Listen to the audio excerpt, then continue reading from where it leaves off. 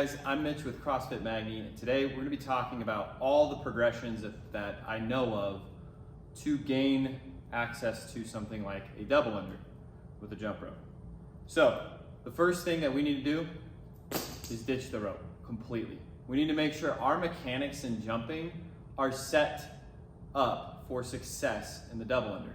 One of the biggest issues you see with a double under is a change of body position in midair, causing the landing position to be off, which is going to take the next rep and throw it off as well. So the first thing is, let's make sure our posture can maintain different heights of jumping. The first drill you will want to do is just practice good posture jumping. Now, good posture for jump roping and good posture for life aren't exactly the same thing. Jump roping is a specific movement, we need a specific posture. That posture should be ribs down, tailbone tucked underneath, into a hollow body position. It kind of looks like slouching, that's right. From here, feet directly underneath you the whole time, and you just jump. If you can hold your core, your midline in that position, you're ready to advance to the next stage, where now we take the arms, we place the elbows slightly behind us, the hands slightly in front of us, and just off of the hips. All right, so this posture combined with the hollow. From there, can I jump? Okay, can you jump small jumps? High jumps? Without ever changing your body shape, okay? That's very, very important. We need to be able to absorb and reproduce force in that same position before we advance the skill. And that's fault number one. Always make sure that we perfect something at least to an extent of, like, I should be able to do that 10 times without breaking, right? Before advancing to the next level. The other thing that I would do to try to teach you guys to jump a little higher, maybe with a little bit more reflexive force, is something called a banded pogo jump. And normally I would fasten this to the rig, but given the camera setup here, I'm just gonna set it up where I believe you guys can get the idea, but I want the band connected nice and high. Now, if I can get that band connected completely overhead, then I can grab the band, load it. I like to bring it into my chest to load it, but that is not totally a requirement. And then I can just jump. Practicing staying in that hollow body position, right? Same posture. But then I can start working on the height of that jump. Getting my body used to maybe a faster reflex off the ground, feeling more comfortable just getting height over and over and over again. All right, so those would be like the first few drills there. We haven't even touched the jump rope yet. The next drill, we've parsed off the jumping portion of things. We're gonna parcel off the hand movements next. For this drill, if you have access to a really short rope, I prefer it, but this is just a normal sized rope. I grab both handles in one hand, find that elbow position, right, where it's slightly behind my body, and I start getting that rope moving, where basically the tip of the rope should land kind of in front of you, because that's where it would land in jump roping as well. And you might notice the hand's a little higher than normal here, and that's because the rope is actually long. Whereas if I had a smaller rope, I could go down here, but because it's not a small rope, that's dragging the floor too much, which is why the hand adapts automatically and pulls up. So that could be something that's happening to you in your double unders. If your hands are going wider, it's making that rope shorter around you. Or if your rope's too long, you have to do it with your hands wide, causing other compensations as well. So both handles in one hand, practice the rhythm. And what you're trying to do here is hold that elbow posture and get the wrist to do work. Okay, so it's not this where the wrist is stiff, it's this. The wrist is turning the rope over. It's staying ahead of that rope. It's pulling it in every direction the rope is going. At no point am I just depending on momentum. I'm never depending on momentum there. And that's very important. It's not just get some momentum behind the rope, cross your fingers and see what happens. It's make sure that you're creating the momentum and staying ahead of it with your wrists. All right? Make sure you can do this drill on both sides of the body before advancing to the next drill, which is working on the speed and coordination of the wrist. So if we can stay ahead of it, keep the wrist turning in a circle, we're ready for speed next, which is where we just simply add that double tempo, that 1-2, right? 1-2, come back to regular. Still leading with the wrist. 1-2, back to regular. 1-2, back to regular. All right? And so that would be the drill. all right? That's coordination in the wrist. We've done coordination in the jumping. We've done coordination in the wrist. Now we can finally bring the two together for just regular single unders. Now, as you're developing a jump rope skill, I believe that it's highly important that you're using a rope that gives you some feedback. In other words, it should be a noodle rope. It should be a thick rope, or maybe a licorice rope, if you will, although I prefer these noodle ropes, all right? I know they make you feel childish, but enjoy that, all right? This is by far the best way to learn how to do double unders. Think of it, the little ropes that people are using in CrossFit, those are speed ropes.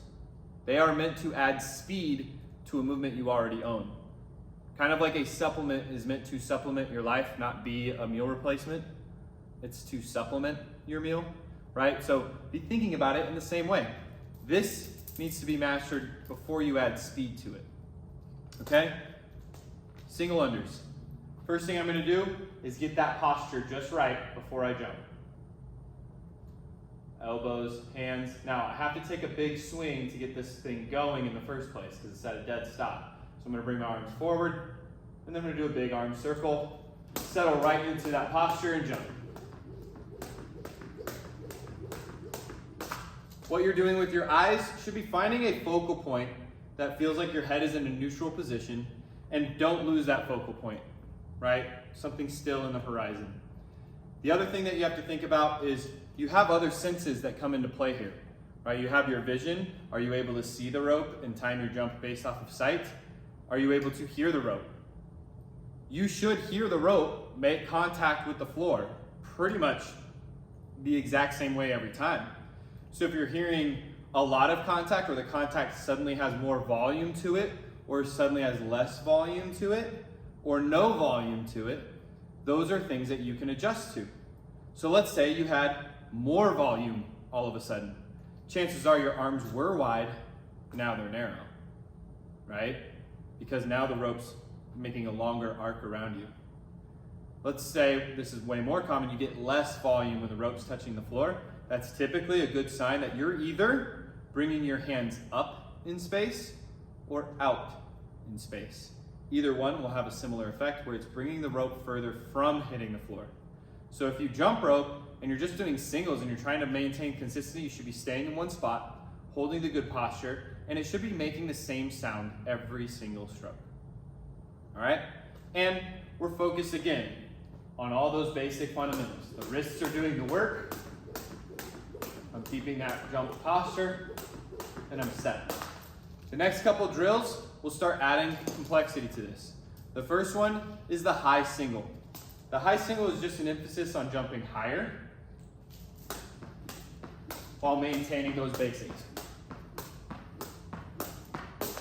The next one is the fast single, where you're gonna push the tempo of your regular singles. Now that requires less of a jump and more of a turnover, but I still want that turnover to be wrist, I still want that body to be hollow, etc. Next thing we do is combine the two. Well, it's not so much a combination as it is when you listen to the rope when it does double unders, it's not just one sound or one rhythm. It's whip, whip, lull, whip, whip, lull. So we want to practice having that dynamic speed in the jump rope before we advance to faster jump rope skills. The way I do that is called a 1-2 high. 1, 2, high, 1, 2, high, 1, 2, high, 1, 2, high, etc. Okay? Now the reason I'm doing a 1-2 high is to gain that control over different rope speeds. The other thing is it's getting me to practice that desperately high jump without changing jump form again, right? So I'm relayering in that I should be able to jump high while still maintaining the same form. Finally, we get to some double under attempts. If we were really proficient at the 1-2 high, meaning we could do multiple iterations of it, like probably 10 rotations through it without ever stopping, then I would say that you're probably proficient at it, right? For single unders, I like the benchmark of can you do 100 good form single unders without breaking before you move on from single unders. Okay, so remember these benchmarks because I think benchmarks are important. They give you an idea of like, have you really mastered the fundamentals? And can we measure that? So a measured mastery of the fundamentals is film yourself doing 100 single unders, and do you break the form? Does your wrist stop working? Does your core stop hollowing, right? Do you start looking and see desperate jumps, pike jumps, tuck jumps, things like that? Assess your video, be honest with yourself, take your ego away and just look at it, all right? Then you can move on from there. Once we're ready to move on to double unders, we've been doing our coordination drill, right? Doing all those things. We're now probably ready to start throwing in an attempt. And the way I tell people to attempt everything first is just get it once and stop. Okay, so that looks like this. And whenever you feel like you're in rhythm, you send it. So it's that 1, 2, high, quick double, stop. Okay? Want to advance and show proficiency in that skill? Be paying attention to how you land.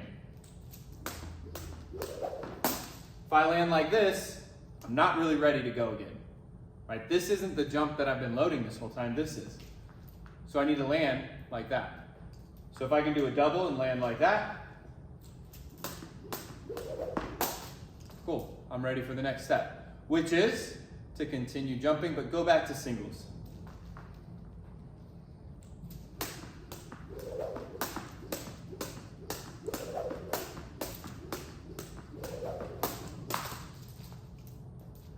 All right, I mess up sometimes too.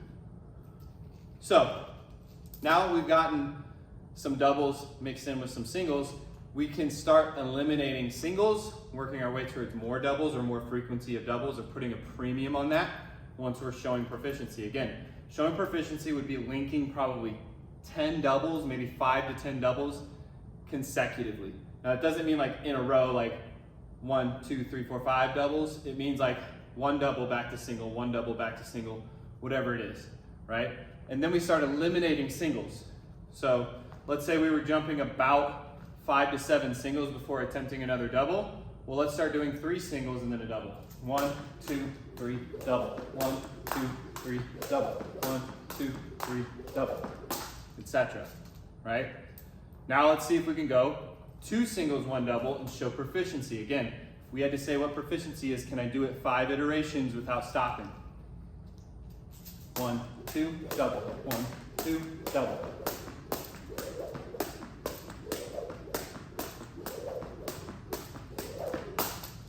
Okay? Moving forward, the hardest one, I think, is the 1 single, 1 double. And not everybody can or should necessarily make this a part of their proficiency stop, although I think it's great to master this dynamic rhythm. So, if you want to practice that, looks like this.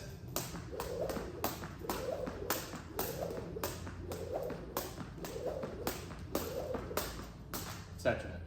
Okay? Next, you're finally ready for multiple double unders linked together. Try 2, and only 2. Give yourself a stopping point where it's a PR, not 50 million ropes ahead of that. Stop. Again, you can assess the form.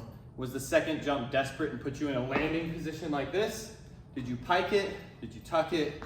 Etc. If you can't do the 2 with proficiency, then don't advance to 3. Start with 2 and going back to singles too.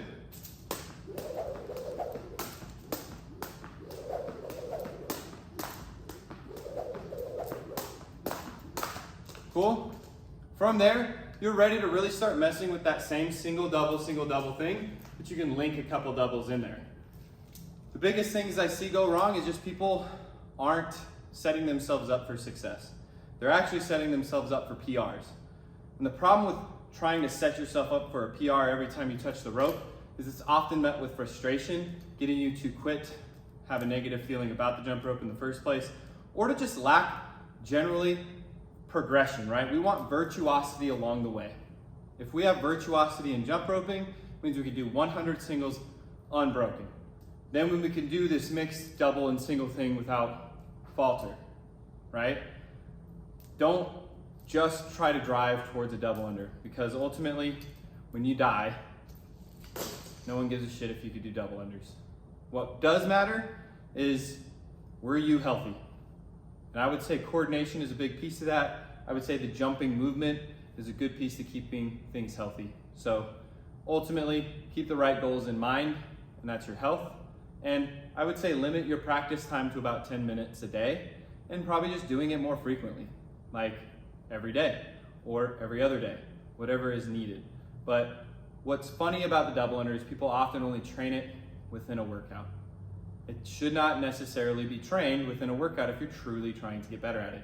Separate it from your workouts, have good warm-ups where you get 10 minutes of working on practicing that, and use your workouts to test how virtuous you can be with the skill level you have, not the skill level you don't have. All right, hopefully this quick guide to double unders helps. I know it was a little long-winded, but